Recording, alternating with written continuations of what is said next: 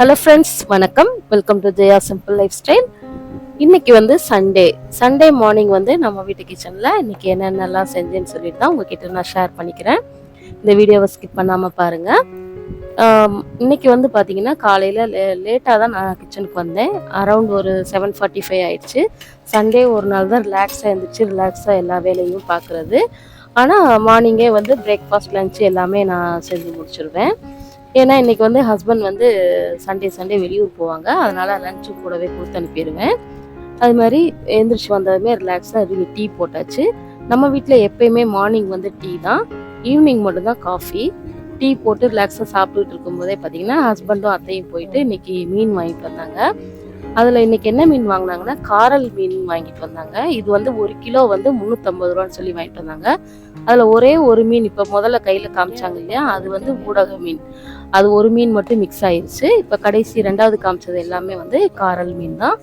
அதை வந்து வெட்டி க்ளீன் பண்ணி கொடுத்துட்டாங்க. ஹஸ்பண்ட் தான் இன்றைக்கி பண்ண சொல்லியிருந்தேன், அவங்களே க்ளீன் பண்ணி கொடுத்துட்டாங்க. அப்புறம் நான் சைட் பை சைடாக வந்து நான் லஞ்சு செய்ய ஸ்டார்ட் பண்ணிட்டேன். ஒரு அடுப்பில் பார்த்திங்கன்னா சாதம் வேக வச்சுட்டு இருக்கிறேன். இன்னொரு அடுப்பில் வந்து இந்த ஃபிஷ்ஷுக்கு குழம்புக்கு ரெடி பண்ணிகிட்டு இருக்கேன். இன்றைக்கி வந்து நம்ம மண்பானையில் தான் நான் வைக்க போகிறேன்.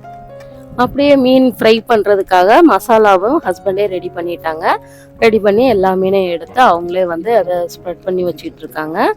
இன்றைக்கி என்னோடய வாய்ஸ் வந்து ரொம்ப மோசமாக இருக்குதுங்க, கொஞ்சம் எதுவும் நினச்சிக்கிடாதீங்க. ஏற்கனவே மோசமாக தான் இருக்கும், நீங்கள் கமெண்ட் பண்ணுவீங்க, எனக்கு தெரியும், பரவாயில்ல இருக்கட்டும். கொஞ்சம் கோல்டாக இருக்குது, அதனால தான் ரொம்ப டிஃப்ரெண்ட்டாக இருக்குது. அடுத்து வந்து சைடில் வந்து நான் மீன் குழம்புக்கு வந்து ரெடி பண்ணிட்டேன். அதாவது ஆயில் விட்டு வழக்கம் போல தான் கடுகு வெந்தயம் இதெல்லாம் போட்டு தாளிச்சிட்டு வெங்காயம் தக்காளியெல்லாம் போட்டுட்டு அப்புறம் புளி மசாலா பொடி எல்லாம் போட்டு தேங்காய்லாம் அரைச்சி ஊற்றியாச்சு. இப்போ குழம்பு கொதிச்சிருச்சு. இப்போ இந்த கழுவி வச்ச மீனுக்கு வந்து இந்த மண்டையும் வாலும் தனியாக எடுத்து வச்சுருந்தாங்க, அதெல்லாம் நான் போட்டு விட்டுட்டேன். அது ஒரு பக்கம் நல்லா கொதிச்சு வரட்டும். இந்த பக்கம் பார்த்தீங்கன்னா ரைஸும் வந்து ரெடி ஆயிடுச்சு. அதை டக்குன்னு எடுத்து அதையும் வடித்து விட்டுட்டேன்.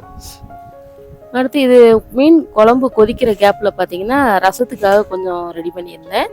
ஏன்னா சண்டேவே எனக்கு கொஞ்சம் முடியல, காலையில் ரொம்ப மார்னிங் எழுந்திருக்கும் போதே ரொம்ப டென்ஷனாக எழுந்திரிச்சேன். ஏன்னா என்னன்னு தெரியல, நைட்டெல்லாம் சரியான தூக்கமே இல்லை. அதனால் சரி நீ கொஞ்சம் ரசம் வச்சுக்கலாம் அப்படின்னு சொல்லிட்டு ரசமும் ரெடி பண்ணிட்டேன். ஒரு அடுப்பில் அதையும் தாளித்து விட்டாச்சு. அடுத்து வந்து இன்னொரு அடுப்பில் அந்த மீனையும் வந்து நான் பொரிச்சு விட்டுட்டேன். கூட வந்து 2 கொத்து கருவேப்பிலை தான் போட்டிருக்கேன். அதில் குழம்பு வந்து கிட்டத்தட்ட ரெடி ஆயிடுச்சு. இப்போ பாருங்கள் லன்ச் வந்து ஃபஸ்ட்டு சூப்பராக ரெடி ஆயிடுச்சு. வீட்டில் சாதம் எடுத்து வச்சாச்சு. மீன் குழம்பு பாருங்கள், மண் சட்டி, அப்பா திறக்கும் போதே கம்மன்னு சூப்பராக இருக்குது. சும்மா தகன்னு ரெட் கலரில் பயங்கரமாக இருக்குது. டேஸ்ட்டும் செம்ம டேஸ்ட்டாக இருந்துச்சு.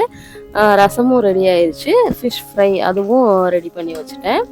அடுத்து பார்த்திங்கன்னா காலையில் நான் சரியாக தூக்கம் இல்லைன்னு சொன்னேன் இல்லையா நைட்டு, அதனால் காலையிலேருந்தே எனக்கு ஒரே டென்ஷனாக இருந்துச்சு, பயங்கர தலைவலி. சரி நம்ம சமையலை முடிச்சுட்டு நம்ம ஒரு காஃபி போட்டு குடிக்கலாம்னு சொல்லிட்டு தான் ஒரு இடத்துல வந்து பால் வச்சுருக்கேன். இது வந்து என்னென்னா மார்னிங் பிரேக்ஃபாஸ்ட்டு தான் ரெடி பண்ணுறேன். இன்றைக்கி மார்னிங் வந்து ரொம்ப சிம்பிளாக தான் பண்ணுறேன். ஏன்னா எனக்கு சமைக்கிறதுக்கு மூடே இல்லாமல் போயிடுச்சு.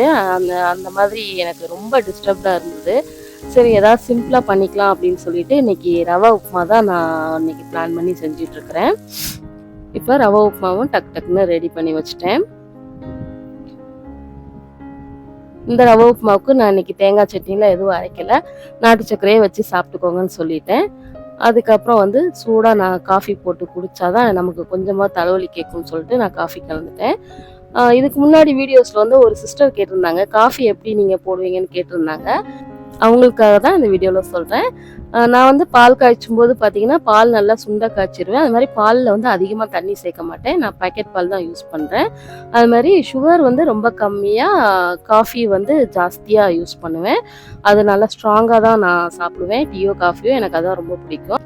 என் ஹஸ்பண்டுக்கு வந்து எங்கேயுமே வந்து காஃபி டீ குடிக்கிறத நான் போடுறதா அவருக்கு ரொம்ப பிடிக்கும். மேக்ஸிமம் வெளியிலலாம் சாப்பிட மாட்டாங்க.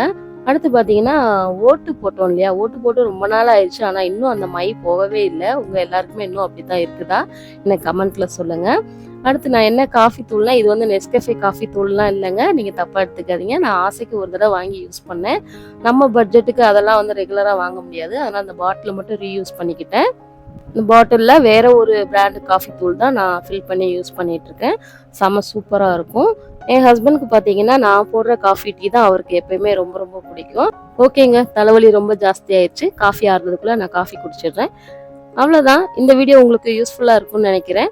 நாளைக்கு ஒரு நல்ல வீடியோவில் உங்களை வந்து சந்திக்கிறேன். இந்த வீடியோ பிடிச்சிருந்தா லைக் பண்ணுங்க, ஷேர் பண்ணுங்க, சப்ஸ்கிரைப் பண்ணுங்க. பாய்.